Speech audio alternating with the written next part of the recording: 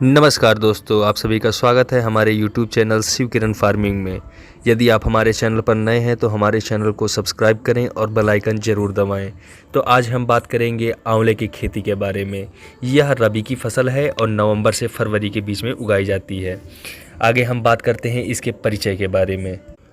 आंवला को आमतौर पर भारतीय गुजबेरी और नेल्ली के नाम से जाना जाता है। इसे इसके औषधीय गुणों के लिए भी जाना जाता है। इसके फल विभिन्न दवाइयों तैयार करने के लिए प्रयोग किए जाते हैं। आंवला से बनी दवाइयों से अमीनिया, डायरिया, दांतों में दर्द, बुखार और जख्मों का इलाज किया जाता है।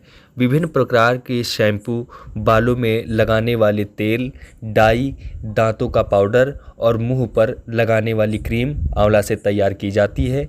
यह एक मुलायम और बराबर शाखाओं वाला वृक्ष है जिसकी औसत ऊंचाई 8 से 18 मीटर होती है।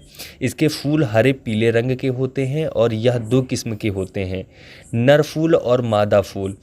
इसके फल हल्के पीले रंग के होते हैं जिनका व्यास 1.3 से 1.6 सेंटीमीटर होता है। भारत में उत्तर प्रदेश और हिमाचल प्रदेश आंवला के मुख्य उत्पादक राज्य हैं। आगे हम बात करते हैं इसके जलवायु और तापमान की। इसका तापमान 46 से 48 डिग्री सेल्सियस होना चाहिए। आगे हम बात करते हैं इसके मिट्टी के बारे में।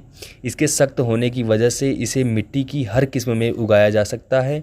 इसे हल्की, तेजाबी और नमकीन और चूने वाली मिट्टी में उगाया जा सकता है। अगर इसकी खेती बढ़िया जल निकासी वाली और उपजाऊ दोमट मिट्टी में की जाती है तो यह अच्छी पैदावार देती है। यह खारी मिट्टी को भी सहने योग्य है। इस फसल की खेती के लिए मिट्टी का पीएच मान 6.5 से 9.5 होना चाहिए। भारी ज़मीनों में इसकी खेती करने से परहेज करें। आगे हम बात करते हैं इसके प्रसिद्ध किस्में और पैदावार के बारे में। पहली किस्म है बनारसी।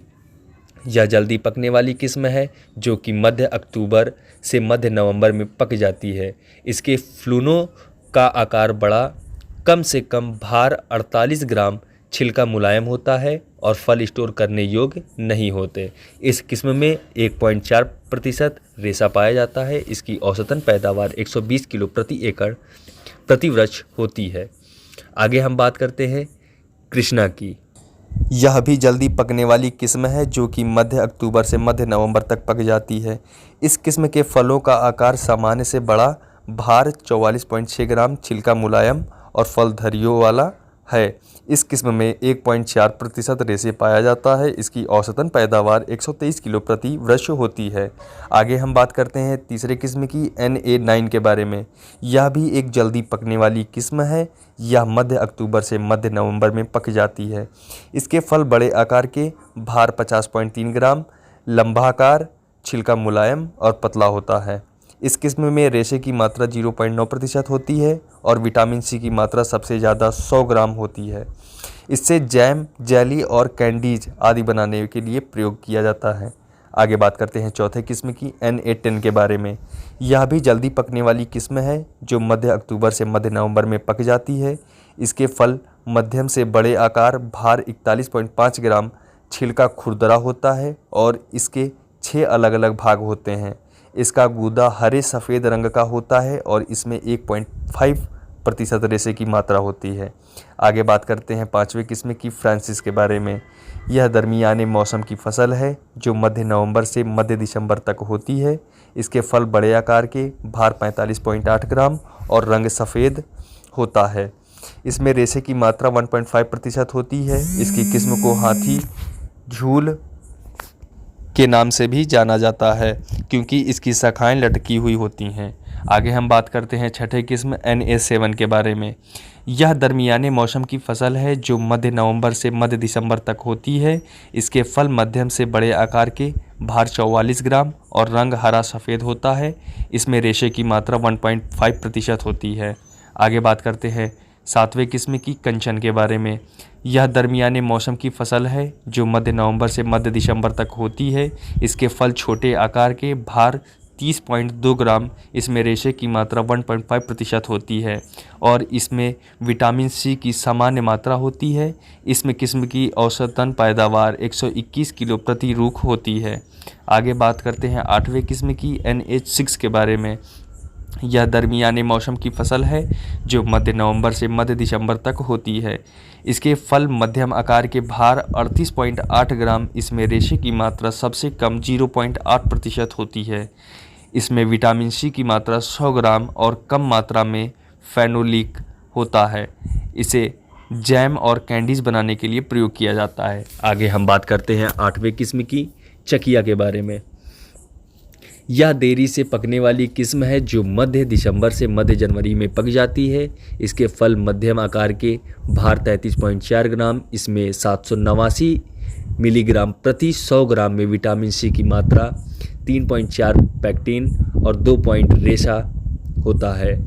इसे अचार और शुष्क टुकड़े बनाने के लिए प्रयोग किया जाता है। आगे हम बात करेंगे इसके ज़मीन की तैयारी की। आंवला की खेती के लिए अच्छी तरह से जुताई और जैविक मिट्टी की आवश्यकता होती है। मिट्टी को अच्छी तरह से भुरभुरा बनाने के लिए बिजाई से पहले ज़मीन की जुताई करें। जैविक खाद जैसे कि रूढ़ी की खाद को मिट्टी में मिलाएं। फिर 15x15 सेंटीमीटर आकार के 2.5 सेंटीमीटर गहरे नर्सरी बेड की तैयारी करें। आगे हम बात करेंगे इसके बिजाई की। बिजाई का समय, आंवला की खेती जुलाई से दिसंबर के महीने में की जाती है। उदयपुर में इसकी खेती जनवरी से फरवरी महीने में की जाती है। इसके बात करते हैं फासले की। मई से जून के महीने में कलियों वाले पौधों को 4.5 x 4.5 मीटर के फासले पर लगाएं। आगे बात करते हैं बीज की गहराई की। 1 मीटर गहरा वर्गाकार गड्ढे खोदें और सूरज की रोशनी में 15 से 20 दिनों तक खुला छोड़ दें। आगे बात करते हैं बिजाई के ढंग की। कलियों वाले नए पौधों को, पनीरी को मुख्य खेत में लगाया जाता है। आगे हम बात करते हैं बीज की। बीज की मात्रा, अच्छी पैदावार के लिए 200 ग्राम बीजों को प्रति एकड़ में प्रयोग करें। बीज का उपचार, फसलों को मिट्टी से पैदा होने वाली बीमारियों और कीटों से बचाने के लिए और अच्छे अंकुरण के लिए बीजों को जिब्रेलिक एसिड 200 से 500 ppm से उपचार करें। रासायनिक उपचार के बाद बीजों को हवा में सुखाएं। आगे हम बात करते हैं खाद की। तत्व किलोग्राम प्रति एकड़ में नाइट्रोजन 100 किलोग्राम प्रति एकड़, फास्फोरस 50 किलोग्राम प्रति एकड़ और पोटास 100 किलोग्राम प्रति एकड़। खेत की तैयारी के समय मिट्टी में 10 किलो रूढ़ी की खाद अच्छी तरह मिलाएं। खेत में नाइट्रोजन 100 ग्राम, फास्फोरस 50 ग्राम और पोटेशियम 100 ग्राम प्रति पौधा डालें। यह खाद 1 वर्ष के पौधे को डालें और 10 साल तक खाद की मात्रा बढ़ते रहें। फास्फोरस की पूरी और पोटेशियम और नाइट्रोजन अधिक मात्रा को जनवरी फरवरी में शुरुआती खुराक के तौर पर डालें। बाकी की मात्रा अगस्त के महीने में डालें। बोरोन और जिंक सल्फेट 100 से 150 ग्राम सोडियम की ज़्यादा मात्रा वाली मिट्टी में पौधों की आयु और सेहत के अनुसार डालें। आगे हम बात करते हैं इसके खरपतवार नियंत्रण के बारे में। खेत को नदीन मुक्त बनाने के लिए समय समय पर गुड़ाई करें, कटाई और छटाई करें। टेढ़ी मेढ़ी शाखाओं को काट दें और सिर्फ 4 से 5 सीधी टहनियों को ही ज़्यादा विकास के लिए रखें। नदीनों की रोकथाम के लिए मल्चिंग का तरीका भी बहुत प्रभावशाली है। गर्मियों में मल्चिंग पौधे के शिखर से 15 से 10 सेंटीमीटर के तने तक करें। आगे हम बात करते हैं इसके सिंचाई की। गर्मियों में सिंचाई 15 दिनों के फासले पर करें और सर्दियों में अक्टूबर दिसंबर के महीने में हर रोज़ चपला सिंचाई के द्वारा 25 से 30 लीटर प्रति वृक्ष डालें। मानसून के मौसम में सिंचाई की आवश्यकता नहीं होती है। फूल निकलने के समय सिंचाई न करें। आगे हम बात करते हैं पौधों की देखभाल के बारे में। हानिकारक कीट और रोकथाम। पहले कीट की बात करते हैं छाल खाने वाली सुंडी के बारे में। यह तने और छाल को खाकर नुकसान पहुंचाती है। इनकी रोकथाम के लिए क्विनलफास 0.01% या फेनवलरेट 0.5% घोल को छेदों में भरें। आगे हम बात करते हैं दूसरे कीट की, पित्त वाली सुंडी के बारे में। यह सुंडी तने के शिखर में जन्म लेती है और सुरंग बना देती है। इसकी रोकथाम के लिए डाइमेथोएट 0.03% डालें। आगे हम बात करते हैं इसके अगले बीमारी और रोकथाम के बारे में। तो पहली बीमारी है कुंगी। पत्तों और फलों पर गोल आकार के लाल रंग के धब्बे पड़ जाते हैं। इसकी रोकथाम के लिए इंडोफिल M45 0.3% को 2 बार डालें। पहली सितंबर के शुरू में और दूसरी फिर 15 दिनों के बाद डालें। आगे हम बात करते हैं दूसरी बीमारी की, अंदरूनी गलन के बारे में। यह बीमारी मुख्य तौर पर बोरोन की कमी से होती है। इस बीमारी के कारण टिश्यू भूरे रंग के बाद में काले रंग के हो जाते हैं। इस बीमारी से बचाव के लिए बोरोन 0.6% सितंबर से अक्टूबर के महीने में डालें। आगे हम बात करते हैं अगले बीमारी की, फल का गलना। इस बीमारी से के कारण फलों पर सोजिश पड़ जाती है और रंग बदल जाता है। इसकी रोकथाम के लिए बोरेक्स और क्लोराइड 0.1% से 0.5% डालें। आगे हम बात करते हैं फसल की कटाई के बारे में। बिजाई से 7 से 8 साल बाद पौधे पैदावार देना शुरू कर देते हैं। जब फूल हरे रंग के हो जाएं और इनमें विटामिन सी की अधिक मात्रा हो जाए तो फरवरी के महीने में तुड़ाई कर दें। इसकी तुड़ाई वृक्ष को ज़ोर ज़ोर से हिलाकर की जाती है। जब फल पूरी तरह से पक जाते हैं तो यह हरे पीले रंग के हो जाते हैं। बीजों के लिए पके हुए फूलों का प्रयोग किया जाता है। आगे हम बात करते हैं इसके कटाई के बाद की। तुड़ाई के बाद छटाई करनी चाहिए। उसके बाद फलों को बांस की टोकरी और लकड़ी के बक्सों में पैक करें। फलों को खराब होने से बचाने के लिए अच्छी तरह से पैकिंग करें और जल्दी से जल्दी खरीदने वाले स्थानों पर ले जाएं।